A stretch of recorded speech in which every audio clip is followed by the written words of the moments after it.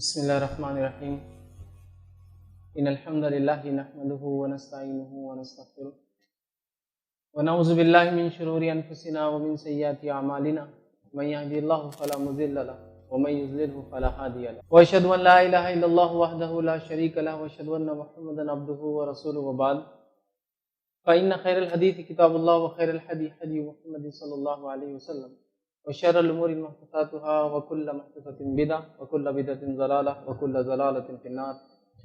وقال عز وجل في القرآن المجيد أعوذ بالله من الشيطان الرجيم بسم الله الرحمن الرحيم يا أيها الذين آمنوا اتقوا الله حق تقاته ولا تموتن إلا وأنتم مسلمون. وقال يا أيها الناس اتقوا ربكم الذي خلق من نفس واحدة وخلق منها زوجها بث منهما رجالا كثيرا ونساء واتقوا الله الذي تسألون به والأرحام إن الله كان عليكم رقيبا. وقال يا أيها الذين آمنوا اتقوا الله وقولوا قولا سديدا يصلح لكم أعمالكم ويغفر لكم ذنوبكم ومن يطع الله ورسوله فقد فاز فوزا عظيما.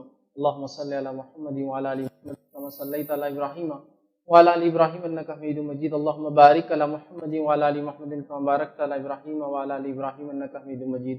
رب اشرح لي صدري ويسر لي أمري واحلل عقدة من لساني يفقهوا قولي.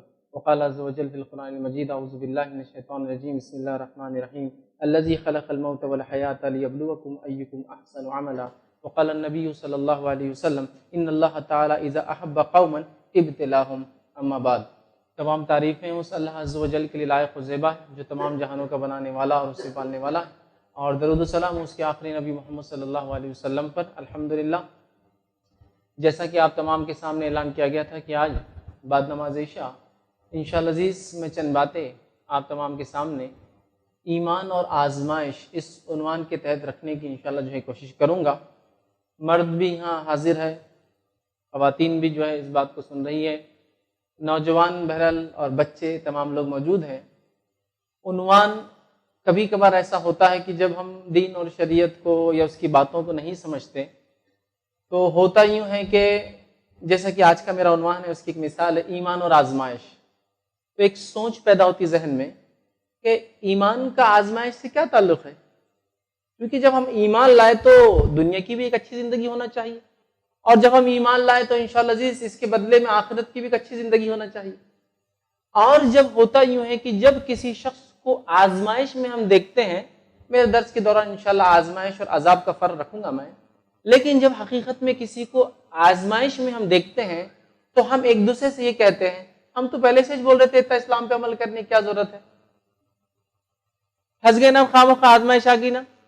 ٹھیک، تو لہٰذا سب سے بڑا مسئلہ یہ کہ ایمان اور آزمائش کا کیا تعلق ہم یہ جانتے ہی نہیں ہیں، جس کے نتیجے میں جب کوئی آزمائش سے گزر رہا ہے تو ہم کہتے ہیں اس کے پاس ایمان نہیں اس لیے تو پھنس گیا. یہ سمجھے آپ، جب کوئی شخص آزمائش سے گزرتا ہے کسی وجہ سے، چونکہ وہ اسلام پر چل رہا ہے، دین پر چل رہا ہے، تو ہم یہ سمجھتے ہیں کہ یہ آزمائش نہیں، اس کو عذاب ہے، تکلیف ہے، اس کے خود ہاتھوں سے لائی گئی یہ چیز ہے. اس لیے کہ اگر وہ سچا ایمان والا ہوتا، جیسا ایمان لانے کا حق ہے ویسا ایمان والا ہوتا تو آزمائش نہ آتی، میرے اور آپ کے جیسا ہو سکتا، آزاد کھلا گھوم رہا ہوتا، تکلیف میں نہ ہوتا، اپنے گھر میں بیوی بچوں کے ساتھ آرام دہ زندگی گزار رہا ہوتا. اور چونکہ اس نے کچھ نہ کچھ گڑبڑ کیا اور غلط کیا، لہٰذا جو تکلیف سے آ رہی ہے یہ اس کے ایمان کی وجہ سے نہیں، شاید ایمان کی کمی کی وجہ سے آ رہی ہے. تو گویا ہم لوگ یہ سمجھتے ہیں کہ ایمان لانا ایک بہت آسان کام ہے، اور ایمان لانے کے بعد ہم جو ہے دنیا کی بھی ایک بہترین زندگی پائیں گے، اور انشاءاللہ عزیز مرنے کے بعد آخرت کی بھی ایک بہترین زندگی پائیں گے. اور اگر ایمان لانے کی وجہ سے ذرہ برابر بھی تکلیف آتی ہے تو ہم یہ کہتے ہیں یہ راستہ غلط ہم نے چنا، اس لیے کہ ایمان چونکہ لائے تو یہ تکلیف آزمائش نہیں آنا چاہیے، لہٰذا اس راستے کو چھوڑ کر ہم ایک دوسرا راستہ اختیار کر لیتے ہیں. تو یہ ہے ہمارے ایمان اور آزمائش کے تعلق نہ سمجھنے سے ہوتا یہ ہے کہ ہم جب کسی پر آزمائش آتی تو یہ سمجھتے شاید وہ ایمان والا نہیں ہے تبھی اس پر آزمائش آ رہی ہے، اور اگر کوئی تکلیف میں ہے تو نہیں، اس کا ایمان میں کچھ نہ کچھ گڑبڑ ہوں گی. تو سب سے پہلی بات یہ سمجھ لیجئے ایمان اور آزمائش کا بے انتہا گہرا تعلق ہے، اس لیے کہ ایک کے وجہ سے دوسرا وجود میں رہتا ہے اور دوسرے کی وجہ سے پہلا وجود میں آتا ہے. ایمان ہوگا تو خود بخود آزمائش آنا چالو ہو جائیں گے، اور آزمائش سے گزر رہا ہے تو اس کا مطلب ایمان والا ہے. عذاب کے تعلق سے ہم دیکھیں گے بعد میں فرق کیا ہوتا ہے آزمائش اور عذاب کے اندر.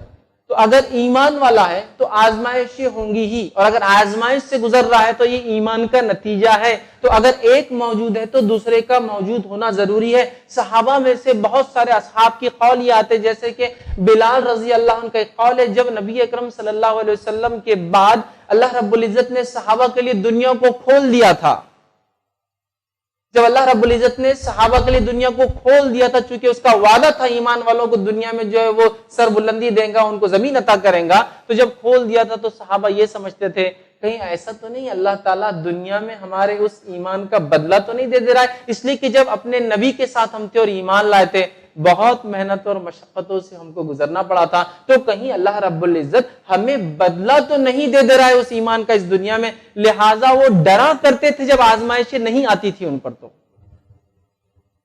وہ ڈرا کرتے تھے جب ان پر آزمائشیں نہیں آتی تو کہیں ہم گڑبڑ یا غلط راستے میں تو نہیں، اس لیے کہ جب نبی کے ساتھ تھے تو آزمائے جاتے تھے، اور وہ جانتے تھے یہ ایمان اور آزمائش کا بہت ہی گہرا تعلق ہے، ایک ہوتا ہے تو دوسرا خود بخود ہوتا ہے، مطلب ایمان ہوگا تو آزمائش ہوں گی، اور اگر آزمائش ہے تو اس کا مطلب ایمان ہے، تبھی وہ آزمائشوں سے انسان گزر رہا ہے۔ اور ہر دور میں یہ معاملہ رہا کہ اللہ رب العزت نے جو لوگ اس پر ایمان لائے، اس کے دین کی جس نے دعوت دی، چاہے وہ انبیاء ہو یا ان کے اصحاب ہو، صحابہ ہو، یا ان کے بعد کے ماننے والے نیک لوگ ہو، جنہوں نے بھی ایمان کو اختیار کیا، ایمان کے اوپر عمل کیا، ایمان کی طرف لوگوں کو بلایا، تو یہ ہم نے دیکھا، قرآن اس کی گواہی دیتا ہے، احادیث اس کی گواہی دیتی ہے، اور نیک اور صالحین کی زندگیاں اس کی گواہی دیتی ہے کہ جب انہوں نے ایمان کی طرف لوگوں کو بلایا یا عمل کیا وہ آزمائے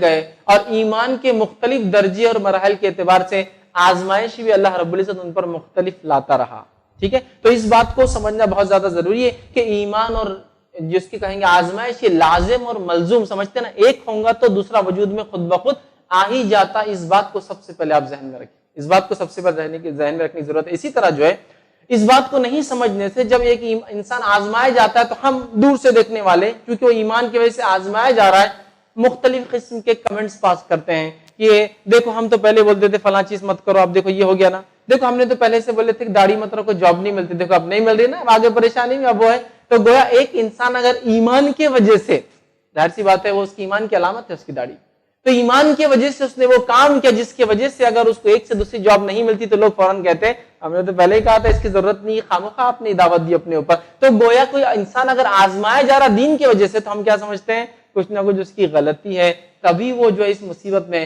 ورنہ ہم کو دیکھو ہم کتنے آرام سے زندگی گزار رہے ہیں۔ ہم نے تو پہلے ہی کہا تھا دین کے، اسلام کی، مسلمانوں کے حقوق کی، مسلمانوں کے حق دلوانے کی بات نہ کرو، اگر وہ کاش ہماری بات سنتے تو آج ہمارے جیسا گھروں میں اطمینان سے سوتے تھے، تکلیفوں میں اور جو سلاخوں کے پیچھے زندگیاں نہیں گزارنا پڑتی تھی۔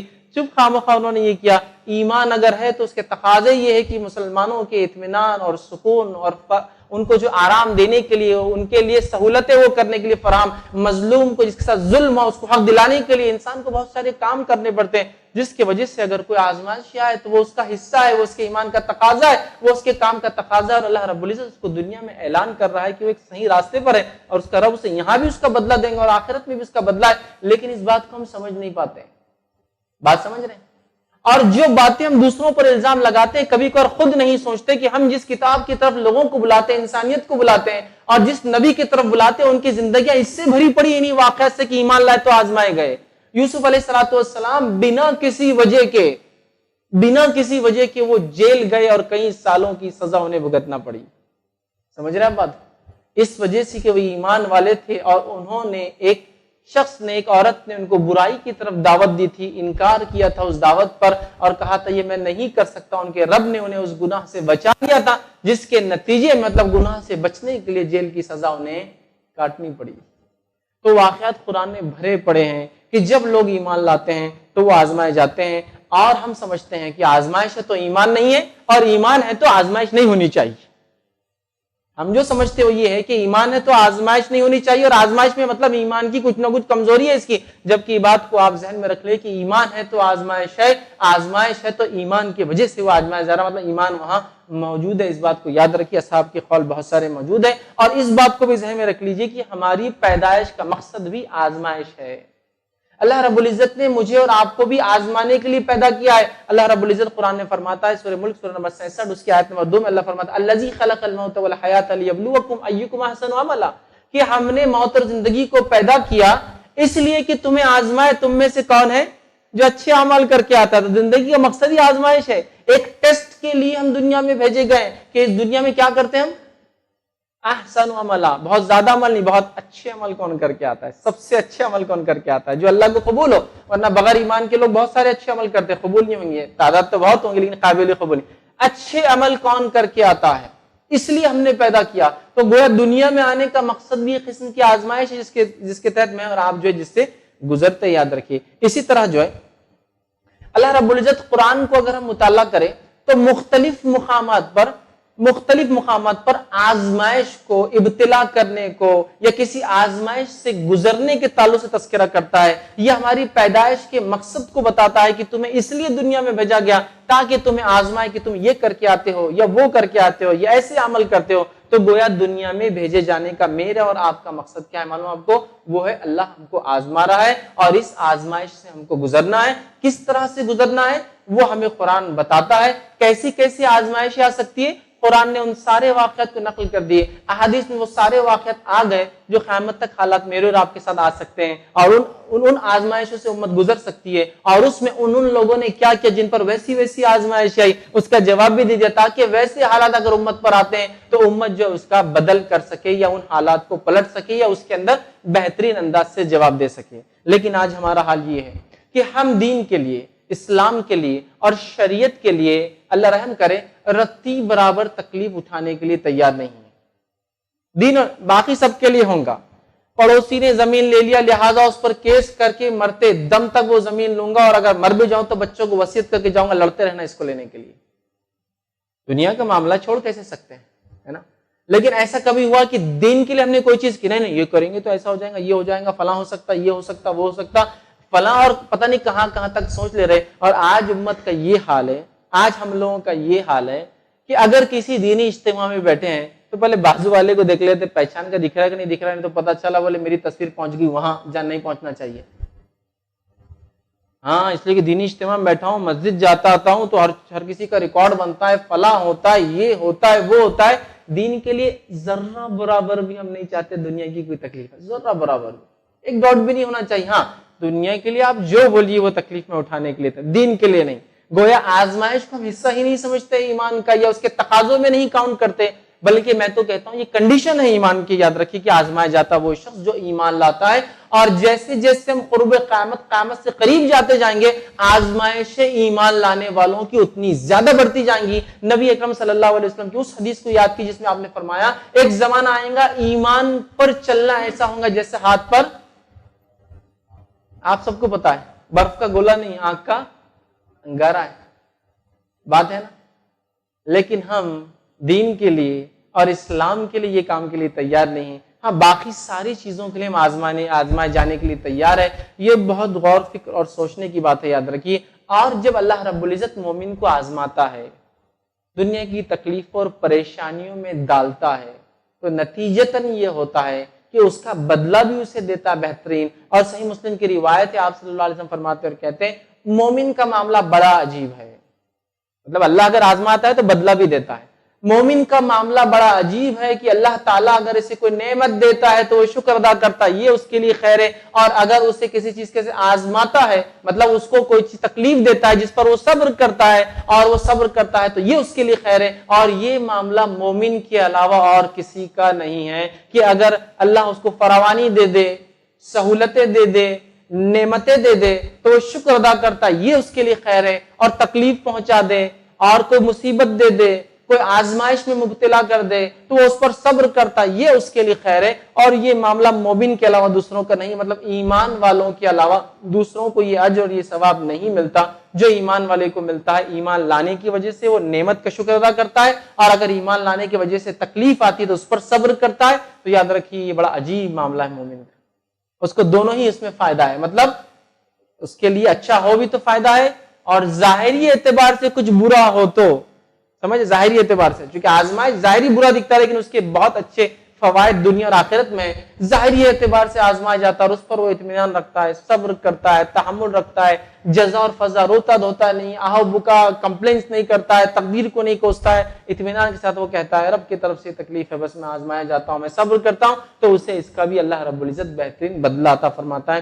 جامع ترمذی کی روایت ہے، نبی اکرم صلی اللہ علیہ وسلم فرماتے ہیں، آزمائش کے تعلق سے آپ نے فرمایا کہا کہ آزمائش مومن پر آتی رہتی ہے، آزمائش مومن پر آتی رہتی ہے، حتیٰ کہ جب وہ مر جاتا ہے، اس کے جان میں، اس کی مال میں، اس کی اولاد میں، حتیٰ کہ جب وہ مر جاتا ہے اور اس کے رب کے پاس مرنے کے بعد وہ جائیں گا تو رب کے پاس ان آزمائشوں کی وجہ سارے گناہ اس کے مٹا دیے جائیں گے۔ مطلب مومن آزمایا جاتا ہے جان میں، مال میں، اولاد میں، اور ایسا آزمایا جاتا ہے کہ جب وہ اللہ سے ملیں گا روز قیامت تو ان آزمائشوں کے بدلے اللہ رب العزت جو ہے اس کے گناہ مٹا چکا ہوگا۔ تو آزمائشیں آتی ہے تو یہ فائدے مند ہی ہوتی، یاد رکھیے، اللہ رب العزت سے گناہوں کو مٹا دیتا ہے۔ اب ایک چھوٹا سا سوال، اللہ کیوں آزماتا ہے؟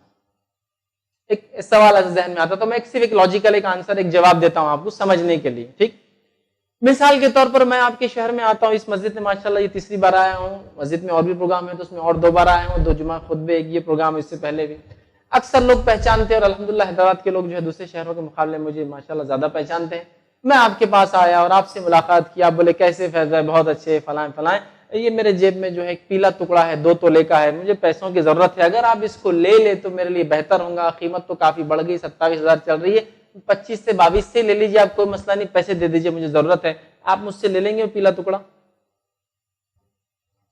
نہیں فیض بھائی یار دھوکہ توڑ ہی سکتے، اتنے یوٹیوب پہ ویڈیو، ان کے فیس بک پیج پہ اتنے لائکس ہے تو کیسے دھوکہ دیں گا آدمی؟ لے لیں گے آپ مجھ سے؟ لے لیں گے تو ہاتھ اٹھائیے، انشاءاللہ میں پھر آپ کے پاس آؤں گا ضرور۔ کوئی بھی نہیں کریں، کوئی بھی نہیں کریں گے، ہے نا؟ وہ بولیں گے ٹھیک ہے سب چیزیں ایک بار چیک کرا لیتے ہیں، ایک بار مجھ پہ بھروسہ نہیں آپ کو، نہیں ٹھیک ہے آپ پہ تو ہے لیکن پھر بھی چیک کرا لیتے ہیں، یہ زیادہ بہتر ہے تزکیے کے لیے، نفس کی پاکیزگی کے لیے، ہے نہیں ہے؟ تو آپ جب میں کسی چیز کا دعویٰ کر رہا ہوں تو آپ اس دعوے کو کھرا ہے یا کھوٹا ہے آزما کے دیکھ رہے ہیں۔ میں نے دعویٰ کیا 2 تولے کا ہے، پیلا ٹکڑا مطلب سونے کا ہے، میرا دعویٰ ہے، تو آپ اس دعوے کو ویریفائی کریں گے، چیک کریں گے، تو اللہ رب العزت پہ جب لوگ اس کے بندے ایمان لانے کا دعویٰ کرتے ہیں تو ان کا رب اس دعوے کو چیک کرتا ہے۔ صحابہ کی دور جہالت کی زندگی بہت پر اطمینان تھی دنیا کے اعتبار سے، جہاں چاہے کھاتے، جو چاہے کھاتے، حلال حرام کا کوئی فرق نہیں، زندہ اور مردے کا کوئی فرق نہیں ان کے پاس ہوا کرتا تھا، ان کے پاس جو ہے ماں بیٹی اور بیوی میں کوئی فرق نہیں ہوا کرتا، اپنی سوتیلی ماؤں سے بچے شادیاں کر لیا کرتے تھے، معلوم آپ کو، وراثت تقسیم نہ ہو بول کر ایک عورت کا نکاح اس کے دوسرے سوتیلے بیٹوں سے کر دیا جاتا تاکہ وراثت باہر نہ جائے، تو کوئی حرام حلال کی تمیز نہیں، کوئی چیز کی تمیز نہیں، جنسی خواہشات جہاں چاہے جیسے چاہے پوری کرتے تھے، عورتوں کو استعمال کی چیز وہ سمجھا کرتے تھے، بچے پالنا ہے پالے، فروخت کرنا کر دیا، لڑکی ہوئی پیدا پالنا ہے پال دیا، دفن کر دینا دفن کر دیا، ایک آرام دہ دنیا کے اعتبار سے من چاہی زندگی گزارتے تھے۔ لیکن جب ان میں سے کچھ لوگ اٹھے جو آخری نبی کی آواز پر جس نے لبیک کہا اور لبیک کہہ کر کہا کہ ہم حاضر ہیں اس چیز کے لیے، ہم ایمان لاتے تمہارے اس دعووں پر جو تم نے کہا ہے محمد صلی اللہ علیہ وسلم، تو اس کے بعد ان کی زندگیاں کٹھنائیوں سے اور مشکلوں سے بھر گئی۔ بلال غلام تھے، غلامی کی زندگی گزار رہے تھے، لیکن وہ بھی زندگی بہتر تھی اس زندگی کے کہ غلامی کی حالت میں جب ایمان لائے تو جو تکلیف ہوئی، یعنی ابو بکر رضی اللہ عنہ کا ایک مقام تھا، لیکن جب آپ بھی ایمان لائے اور ایمان کا اعلان کیا تو لوگوں نے اتنا مارا، آپ کی سیرت پڑھیے کہ اگلا اور پچھلا پہچانا نہیں جا رہا تھا، چہرے کو اتنا مارا کہ پورا کالا ہو گیا تھا، یہ حالت کر دی۔ سمجھ رہے آپ بات؟ وہ لوگ ایمان لائے تھے تو ان کے رب نے پھر آزمایا ان کے دعووں کو کہ میرا بندہ آواز لگا رہا ہے، یہ کہہ رہا ہے کہ وہ ایک ہے اور میں ایک رب پر ایمان لایا ہوں، تو پھر چلو اس کو آزما کر دیکھتے ہیں کیا یہ اپنے دعوے میں کھرا ہے یا کھوٹا ہے۔ سمجھ رہے آپ بات کو؟ تو اللہ کیوں آزماتا ہے؟ میں سمجھتا ہوں یہ بات واضح ہو گئی، وہ اس لیے آزماتا ہے تاکہ جانچے ہمارے دعوے کتنے پختہ ہے، ہم واقع میں ایمان لائیں یا صرف ہم زبان سے جو ہے صرف کلمہ ادا کریں، اس لیے اللہ رب العزت آزماتا ہے۔ اور اللہ تعالیٰ کس کو آزماتا ہے وہ بھی سن لیجیے، اللہ تعالیٰ ہر ایک کو نہیں آزماتا ہے، اللہ تعالیٰ صرف خاص لوگوں کو آزماتا جو ایمان والے ہیں۔ نبی اکرم صلی اللہ علیہ وسلم فرماتے ہیں، اور حدیث کے الفاظ اس طرح ہے، جامع ترمذی کی روایت، آپ نے فرمایا ان اللہ تعالیٰ اذا احب قوما ابتلاهم، جب اللہ تعالیٰ کسی قوم سے محبت کرتا ہے تو اس کو آزمائش میں ڈال دیتا ہے، جب اللہ تعالیٰ کسی قوم سے محبت کرتا ہے تو اسے آزمائش میں ڈال دیتا ہے۔ دوسری جگہ صحیح بخاری کی روایت میں آپ صلی اللہ علیہ وسلم کے اقوال نقل کیے گئے وہ یہ ہے میں یرید اللہ بہ خیرا تصب من، جب اللہ تعالی کسی قوم کے ساتھ یا کسی انسان کے ساتھ خیر کا معاملہ چاہتا ہے تو اس کو مصیبت میں ڈال دیتا ہے، اس کو آزمائشوں میں ڈال دیتا ہے، اور آزمائشوں میں ڈال کر اس کے ساتھ خیر کا معاملہ دنیا کے حساب سے کرتا ہے اور خیر کا معاملہ آخرت کے حساب سے کرتا ہے. سمجھ رہے ہیں بات؟ تو اللہ تعالیٰ سب کو نہیں آزماتا، اللہ تعالیٰ ان خاص انسانوں کو آزماتا ہے جو اس کے دین پر ایمان لانے کا دعویٰ کرتے ہیں، چاہے محمد صلی اللہ علیہ وسلم سے پہلے کے لوگ ہو، وہ انبیاء اور ان پر ایمان لانے والے ہو، یا محمد صلی اللہ علیہ وسلم کے زمانے میں آپ کے بعد سے لے کر قیامت تک جو لوگ ایمان لائیں گے ان کے ایمان کے درجوں کے اعتبار سے ویسے ویسے وہ آزمائے جائیں گے. ابن ماجہ کی ایک روایت ہے، اس روایت میں نبی اکرم صلی اللہ علیہ وسلم لوگوں کے ایمان کے اعتبار سے کیسی آزمائش ہوتی ہے اس کا ایک تذکرہ کرتے ہیں، اور روایت کے الفاظ اس طرح سے سب سے زیادہ جو انسانوں میں جو لوگ آزمائے جاتے ہیں آپ سے فرماتے ہیں وہ انبیاءوں کی جماعت ہے. سب سے زیادہ انسانوں میں جن لوگوں کو اللہ آزماتا ہے وہ کون لوگ ہیں؟ انبیاء کی جماعت ہے. کیوں؟ اس لیے کہ ایمان میں سب سے بلند ہے تو آزمائش میں بھی سب سے بلند ہے، مطلب ان سے سب سے زیادہ اللہ آزماتا ہے ان لوگوں کو. تاسم فرما رہے ہیں کہ اللہ تعالیٰ سب سے زیادہ جو انسانوں میں جس کو آزماتا ہے وہ انبیاء کی جماعت ہے. پھر فرمایا علماء حق ہے، وہ لوگ جو پھر ان انبیاء جو علم کو چھوڑ کر جاتے ہیں اس علم کو لوگوں تک پہنچاتے ہیں، علماء جن کو ہم کہتے ہیں وہ جماعت اللہ ان کو آزماتا ہے. پھر صالحین ہے، پھر نیکوکار اللہ ان کو آزماتا ہے. پھر آپ فرماتے ہیں کچھ کو ان میں سے اللہ نے ایسے آزمایا کہ ان کے جسموں میں کیڑے پڑ گئے. کچھ کو اللہ نے ایسے آزمائے ان میں سے کہ ان کے جسموں میں کیڑے پڑ گئے، اور کچھ غربت سے ایسے آزمائے گئے کہ ٹاٹ سمجھتے ہیں نا، کوئی اگر پیر پوچھنے کو آج کل وہ بھی نہیں رکھتے، لوگ پاپوش رکھتے ہیں، لیکن ٹاٹ تھیلا جس میں کچھ گیہوں چاول اناج آتا ہے، تو کچھ ایسے گزرے کہ ایسی غربت کہ جس پر کچھ نہیں تھا سوائے نچلے حصے کو ٹاٹ سے ڈھانکتے تھے، ایسے آزما گئے. لیکن اے صحابہ وہ لوگ اتنے اطمینان میں ہوتے ایسی حالت میں بھی جتنا تم فراوانی میں بھی اطمینان میں نہیں رہتے ہو، چونکہ وہ جانتے تھے ایمان کی وجہ سے یہ آزمائے جا رہے ہیں تو بدلے بھی تو ویسے ملنے والے ہیں نا، یہ جانتے تھے. اس وجہ سے آپ نے فرمایا تم جتنے فراوانی میں خوش نہیں رہتے ہو، سہولت نعمت اللہ نے دے رکھی، خوش نہیں ہوتی دنیا میں، اس سے زیادہ وہ کیڑے پڑے ہوئے جسموں کے ساتھ اور وہ ٹاٹ کے کپڑوں کے ساتھ وہ خوش تھے، اس لیے کہ وہ جانتے تھے کہ یہ آزمائش کس کی وجہ سے آ رہی ہے، اور وہ جانتے تھے اس کا بدلہ کیا ہی بہتر ملنے والا ہے. سمجھ رہے ہیں آپ بات؟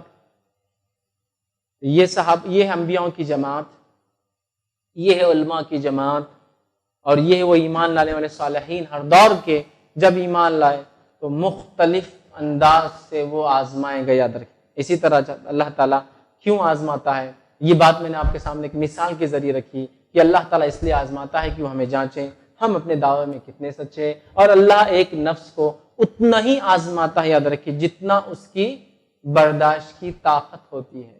لوگ بہت ساری بار اللہ کو آزمائش اگر دیتا ہے تو رونے دھونے لگ جاتے ہیں، ارے بہت بڑی آزمائش آ گئی بیماری، ارے بہت بڑی آزمائش آ گئی کوئی انتقال کر گیا، ارے بہت بڑی آزمائش آ گئی تجارت ڈوب گئی چلے گئے، ارے بہت بڑی آزمائش آ گئی یہ تو میرے برداشت کے باہر ہے، اللہ نے اس سے اچھا موت دے دیا ہوتا مجھے تو بہتر ہوتا، فلاں کر دیا تو یہ ہوتا. یاد رکھیے اگر آپ کے ساتھ کوئی چیز ہو رہی ہے جو آپ کو لگتا ہے یہ آزمائش ہے، یہ تکلیف ہے، تو وہ صدمہ اس تکلیف کو صبر کے ساتھ برداشت کیجئے، اس لیے کہ ہمارا رب ہمیں اتنا ہی آزمائے گا جتنی میری اور آپ کی طاقت ہے. یاد رکھیے اللہ رب العزت نے اس بات کو سورہ بقرہ سورہ نمبر 2 آیت 286 کا ایک حصہ ہے، لا یکلف اللہ نفسا الا وسعها، اللہ کسی نفس کو اس کے برداشت سے زیادہ نہیں آزماتا. اس بات کو اپنے ذہنوں میں بٹھا لیجیے. یاد رکھیں تو جو فیز سے لائف کے آپ گزر رہے ہیں، جو زندگی کے مرحلے سے آپ گزر رہے ہیں، جو تکلیفیں آپ کو آ رہی ہے، تو یاد رکھیے یہ وہ ہے جو آپ برداشت کر سکتے ہیں، اس لیے آپ کو آ رہی ہے، اور اس پر ہم صبر کریں،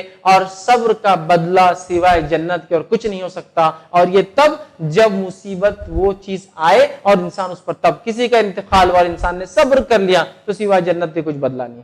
کسی نے آپ کا حق مار لیا لیکن آپ کے بولنے سے فتنہ ہو سکتا ہے لہٰذا آپ کرے جانے دو چھوڑتا ہوں، تو جنت کے بیچ میں ایک گھر کی اللہ کے رسول نے جو ہے گواہی دے دی، ضمانت دے لی کہ جو اپنا حق ہوتے ہوئے بھی چھوڑ دے اس لیے کہ فتنہ ہو رہا اس کی وجہ سے، اگر کسی چیز پہ صبر کر لیتا ہے تو جنت کے بیچ میں ایک مکان کی میں گارنٹی دیتا ہوں شخص کے لیے. تو صبر بڑی اہم چیز ہے. جب آزمائش آتی ہے تو ہمیں چاہیے کہ اس پر ہم جو ہے صبر کریں. اور اللہ رب العزت نے اس بات کو قرآن کے اندر بڑے ہی بہترین انداز سے بیان کیا۔ اللہ رب العزت فرماتا ہے، بہت ساری آیتیں، 1 سے 2 آیتیں صرف آپ کے سامنے رکھتا ہوں۔ سورہ عنکبوت سورہ نمبر 29 آیت نمبر 2 سے 3 میں اللہ فرماتا ہے، کہتا ہے الف لام میم احسب الناس ان یترکوا ان یقولوا آمنا وهم لا یفتنون۔ اللہ فرماتا ہے اور کہتا ہے کیا لوگ یہ گمان کر بیٹھے ہیں، یہ سوچ بیٹھے ہیں، احسب الناس، لوگ یہ گمان کر رہے ہیں، سوچ رہے ہیں اور اس خیال کے اندر ہے کہ وہ یہ کہیں گے کہ ہم ایمان لائے اور اللہ ان کو نہیں آزمائیں گا؟ کیا لوگ یہ سوچ رہے ہیں؟ اور اگر اس کا جواب ہمارے سے اگر اللہ سوال کی شکل میں، تو ہم کہہ رہے ہیں ہم تو یہ سوچ رہے ہیں ہم کو کیوں آزمایا جا رہا ہے؟ نہیں۔ کیا تم یہ سوچ رہے ہو کہ تم صرف یہ بول دو گے تم ایمان لائے تو ہم بغیر آزمائے کے، بغیر فتنے میں ڈالے کے، وداؤٹ ٹیسٹ تم کو چھوڑ دو گے؟ یہ نہیں ہو سکتا۔ اللہ آگے فرمایا وَلَقَدْ فَتَنَّا الَّذِينَ مِن قَبْلِهِمْ، ہم نے تو اس سے پہلے بھی لوگوں کو آزمایا جس نے دعویٰ کیا تھا ایمان کا۔ فَلَيَعْلَمَنَّ اللَّهُ الَّذِينَ صَدَقُوا وَلَيَعْلَمَنَّ الْكَاذِبِينَ، تاکہ ہم جانچ لے تم میں سے کون ہے جو سچ کہہ رہا ہے، اور تاکہ اس بات کو بھی ہم جانچ لے تم میں سے کون ہے جو جھوٹا ہے اپنے دعوے کے اندر۔ تو جب ہم ایمان کا دعویٰ کرتے ہیں تو اللہ تعالیٰ ہمیں کیا کرتا ہے؟ آزماتا ہے۔ اللہ پوچھ رہا ہے کیا لوگ یہ گمان کر بیٹھے ہیں، ایسا سوچ رہے ہیں کہ وہ دعویٰ کریں گے ہم ایمان لائے، اور اللہ ان کو بس ہاں وہ ٹھیک ہے ایمان لائے تو جاؤ جنت میں چھوڑ دیں گا؟ ہم نے تم سے پہلوں کو آزمایا، ہم نے تم سے پہلوں کو اللہ فرما رہا آزمایا، ٹھیک ہے، تاکہ جان لے کون سچا ہے اپنے دعوے میں اور کون جھوٹا ہے اپنے دعوے میں۔ دوسرے مقام پہ فرمایا سورہ بقرہ سورہ نمبر 2 آیت نمبر 214 کے اندر اللہ نے فرمایا، کہا ام حسبتم ان تدخلوا الجنہ، کیا تم یہ گمان کرتے ہو کہ تم جنت میں یوں ہی چلے جاؤ گے؟ کیا تم یہ گمان کرتے ہو کہ تم جنت میں یوں ہی چلے جاؤ گے؟ وَلَمَّا يَأْتِكُمْ مَثَلُ الَّذِينَ خَلَوْا مِن قَبْلِكُمْ، حالانکہ ابھی تو پچھلوں کو ہم نے جیسا آزمایا ویسی کوئی چیز تم تک تو پہنچی بھی نہیں ہے۔ کیا تم یہ سوچتے ہو؟ بات صحابہ کے لیے آ رہی تھی، اور صحابہ نے بھی کتنی آزمائش اور زندگی گزاری، میں سمجھتا ہوں بتانے کی ضرورت نہیں ہے۔ ان سے کہا جا رہا ہے کہ کیا تم یہ سوچتے ہو کہ صرف تمہارے ایمان کے وجہ سے تم جنت میں چلے جاؤ گے؟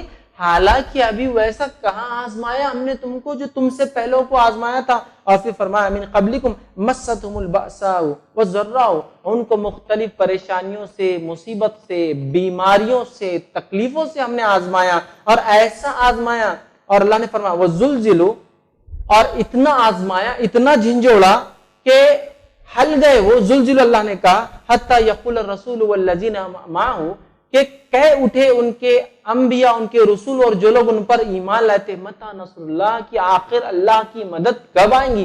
بیماریوں سے، مصیبت سے، پریشانیوں سے اللہ نے ایسا جھنجھوڑا پچھلی قوموں کو کہ ان کے انبیاء اور اصحاب ان کے کہنے لگے آخر اللہ کی مدد کب آئیں گے؟ اللہ نے فرمایا الا ان نصر اللہ قریب، کہ اللہ کی خبردار ہو جاؤ، سن لو اللہ کی جو ہے نصرت، مدد بہت قریب ہے۔